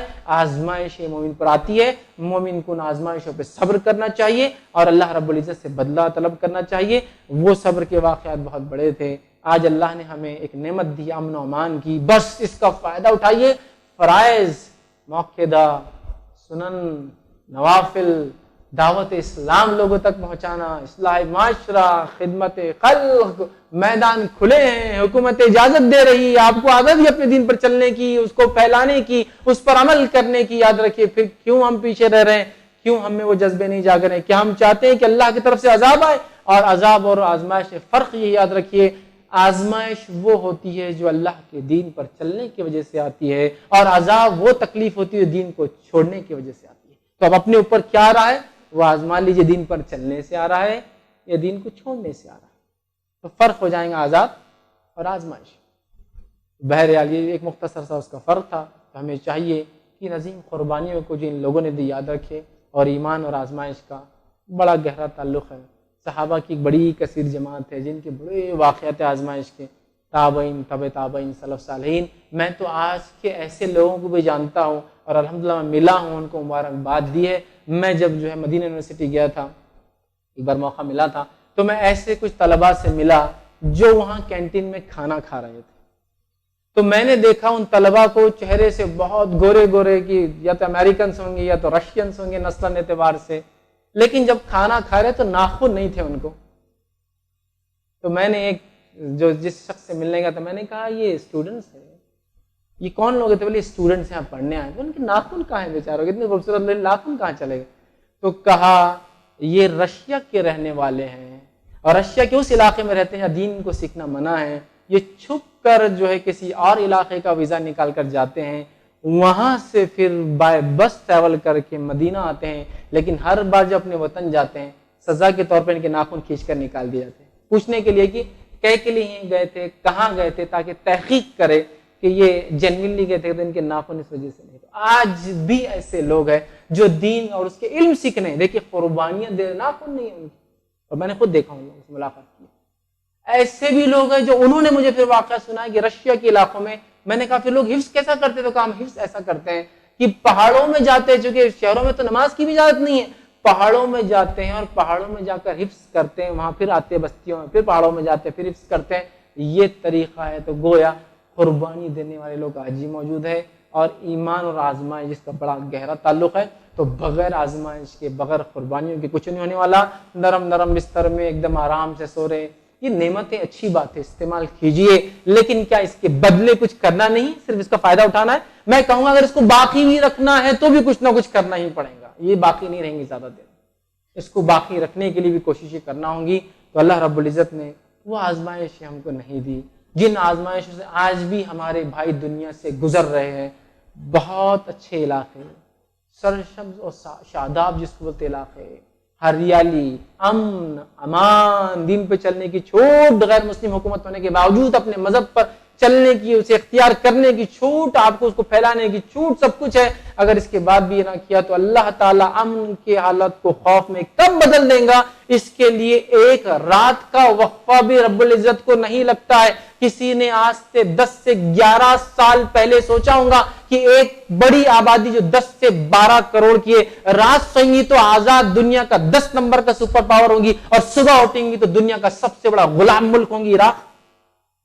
ایک رات میں عراق نے غلامی اختیار کی، صرف ایک رات میں 10,000 ٹن بم گرا دیا امریکہ نے اس کو. دوسرے دن غلام ملک تھا، 12 کروڑ کی آبادی غلام تھی.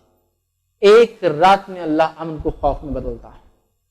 یہ وہ مثال ہے جو میں نے بھی دیکھی اور آپ نے بھی سب نے دیکھی. 11 سال پہلے کی بات ہے، دیکھی نہیں دیکھی؟ ایک آزاد 10 نمبر کا سپر پاور ملک. تو اللہ امن کو خوف میں بدل دیتا ہے. اور وہ آزمائش آنے سے پہلے اگر ہم نے ان نعمتوں کا شکر ادا کر دیا تو اللہ نعمتوں کو جاری رکھتا ہے، باقی رکھتا ہے. تو لہذا ایمان اور آزمائش کا گہرا تعلق ہے. اس چیز کو ہم سمجھیں اور دین کے لیے قربانی دینے کا جذبہ رکھیں. آزمائش آئے تو اس پر صبر کریں. اللہ رب العزت سے آخر میں دعا ہے کہ اللہ سبحانہ تعالیٰ جو کچھ کہا سنا گیا اس سے عمل کی توفیق عطا فرمائے. ہم تمام کو جو ہے اللہ سبحانہ تعالیٰ جو کچھ نعمتیں تو نے دے رکھی ان نعمتوں کا شکر گزار جو ہے بندہ بنائے. ہم تمام کو شکر اور صبر والی جو ہے صفت سے جو اللہ مالا مال کر دے. اللہ سبحانہ تعالیٰ ہمیں جب تک زندہ رکھ، ایمان اور اسلام پر ہمیں زندہ رکھ. خاتمہ ہمارا ایمان پر ہو. وآخر دعوانا ان الحمدللہ رب العالمین. سبحان ربک رب العزت عما یصفون وسلام علی المرسلین والحمد للہ رب العالمین.